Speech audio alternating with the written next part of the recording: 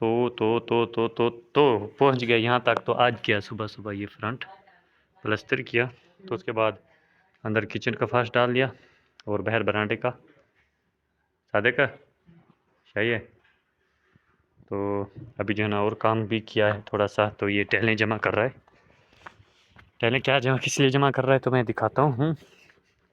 ऊपर जो है ना एक टाइल का टक लगाना है इधर और इस जगह पे कि ये टक बाकी हैं।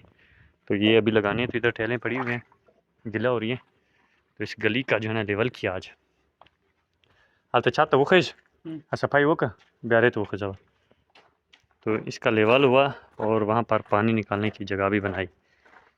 तो इधर बहुत ही कचरा था तो सिधाई भी कर दी। ब्लॉक तोड़ते तोड़ते बहुत ही खाना ख़राब किया।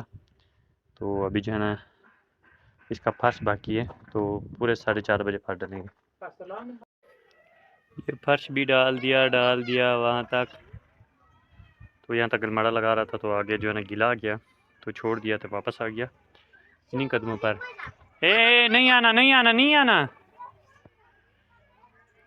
तो अभी जो है ना खड़ा हूँ इंतज़ार कर रहा हूँ कि फर्श सूख जाए तो फिर इसको बनाऊँगा। तो इधर सारा रेत भी ख़राब करें बच्चे। ए रिमड़ो दर्शन